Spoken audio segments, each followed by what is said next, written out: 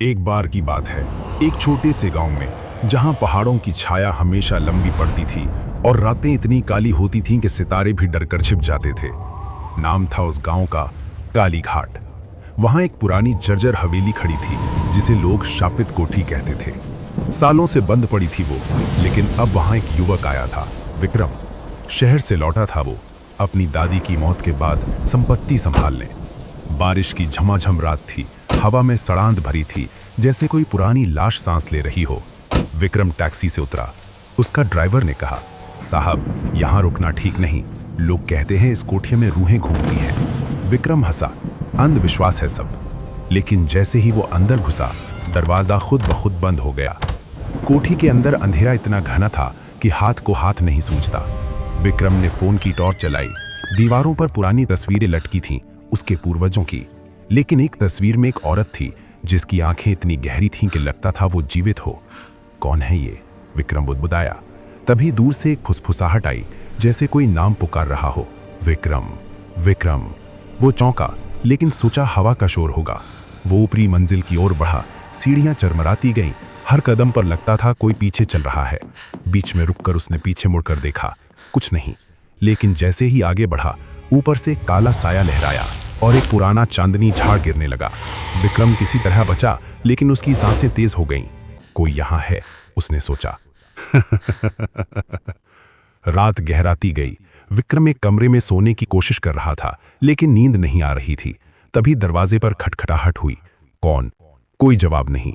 उसने दरवाजा खोला। बाहर एक बूढ़ा आदमी खड़ा था, गांव का पुराना नौकर, बंसी चाचा। छोटे साहब, मैंने आपको आते देखा, यहां नहीं रुकना चाहिए था। विक्रम ने उसे अंदर बुलाया। चाचा, क्या राज है इस कोठी का? क्यों डरते हैं लोग? बंसी चाचा की आंखें डर से फैल गईं। उन्होंने लालटेन जलाई और कहानी शुरू की। ये उन दिनों की बात है जब तुम्हारे दादाजी ठाकुर प्रताप सिंह इस कोठी के मालिक थे। वो एक शानदार आदमी थे, लेकिन उनकी एक कमजोरी थी, जादू टोने में विश्वास। गांव में एक औरत आई थी, सरला। वो खूबसूरत थी, लेकिन उसकी आंखों में एक रहस्य था। लोग कहते थे वो चुड़ैल है, जो रातों में जानवरों का रूप लेती है। लेकिन ठाकुर साहब उसके जाल में फंस गए। सरला ने उन्हें बताया कि वो एक पुरानी जादूगरनी की वंशज है और कोठी के नीचे एक खजाना छिपा है। ठाकुर साहब लालच में आ गए। एक अमावस्या की रात सरला ने एक अनुष्ठान शुरू किया, कोठी के तहखाने में, जहां सदियों पुरानी हड्डियां दबी थीं। अनुष्ठान में सरला ने मंत्र पढ़े और अचानक हवा में ठंडक फैल गई। ठाकुर साहब की पत्नी, तुम्हारी दादी, कुछ शक हुआ। वो चुपके से तहखाने पहुंची। वहां का नजारा देखकर उनकी चीख निकल गई। सरला का चेहरा बदल रहा था। उसकी त्वचा काली पड़ रही थी, आंखें पीली हो गईं।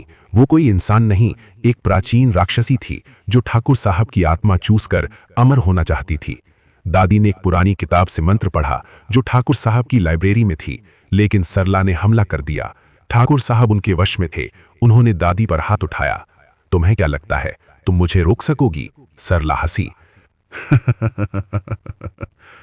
दादी ने किसी तरह सरला को तहखाने में बंद कर दिया, लेकिन कीमत चुकानी पड़ी। ठाकुर साहब की जान चली गई और दादी की याददाश्त हमेशा के लिए प्रभावित हो गई। लेकिन सरला मरी नहीं। वो तहखाने में कैद हो गई, लेकिन उसकी रूह कोठी में घूमती रही। वो इंतजार करती थी किसी कमजोर आत्मा का, जो उसे आजाद कर सके। सालों बाद एक रात चोर आए।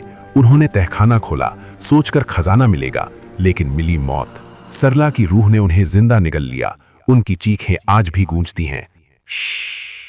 उसके बाद दादी की मौत भी रहस्यमयी थी। उन्हें तहखाने के पास मृत पाया गया। चेहरे पर डर की ऐसी रेखाएं कि लगता था दिल का दौरा पड़ा। लेकिन मैं जानता हूं, सरला ने उन्हें मारा। विक्रम की रीढ़ में सिहरन दौड़ गई। चाचा, ये सब झूठ है ना? लेकिन तभी कमरे की लाइटें झपकने लगी। बाहर से रोने की आवाज आई, एक औरत की। विक्रम उठा। कौन है? वो गलियारे में गया। अंधेरे में एक साया दिखा, लंबे बाल, सफेद साड़ी। वो करीब आ रहा था। विक्रम भागा, लेकिन दरवाजा बंद हो गया। तुम मेरे वंश के हो, मुझे आजाद करो, फुसफुसाहट आई। विक्रम ने चाचा को बुलाया। चाचा आए। उनके हाथ में एक पुरानी किताब थी। साहब, ये वो किताब है, इसमें मंत्र है सरला को हमेशा के लिए भेजने का, लेकिन अमावस्या की रात ही ये काम करेगा। रात बीती, अमावस्या आई। कोठी में सन्नाटा था, लेकिन हवा में खतरा महसूस हो रहा था। विक्रम और चाचा तहखाने पहुंचे। दरवाजा खुला था। अंदर अंधेरा, लेकिन दीवारों पर खून के निशान। सरला वहां थी, उसका रूप भयानक, चेहरा सड़ा हुआ, आंखें जलती हुई। आखिर तुम आ ही गए, अब तुम्हारी आत्मा मेरी होगी। चाचा ने मंत्र पढ़ना शुरू किया। सरला चीखी, हवा तेज हो गई। विक्रम ने किताब से खंजर निकाला, एक अभिशापित हथियार। सरला ने चाचा पर हमला किया, उसे जख्मी कर दिया। साहब, अब आप मंत्र पढ़िए, चाचा ने आखिरी सांस में कहा। विक्रम ने मंत्र पढ़े, खंजर उठाया। सरला करीब आई, उसके नाखून लंबे, दांत नुकीले। तुम्हारे पूर्वजों ने मुझे धोखा दिया, अब बदला। लेकिन विक्रम ने खंजर उसके सीने में उतार दिया। एक विस्फोट सा हुआ, नीली लपटें उठी। सरला की चीख पूरे गांव में गूंजी और वो राख हो गई। कोठी में रोशनी फैल गई, सड़ांध गायब हो गई। चाचा की मौत हो चुकी थी, लेकिन उनके चेहरे पर शांति थी। विक्रम बाहर निकला, सूरज उग रहा था, लेकिन उसकी आंखों में अब एक नया डर था। क्या सरला सच में गई या उसकी फुसफुसाहट हमेशा रहेगी?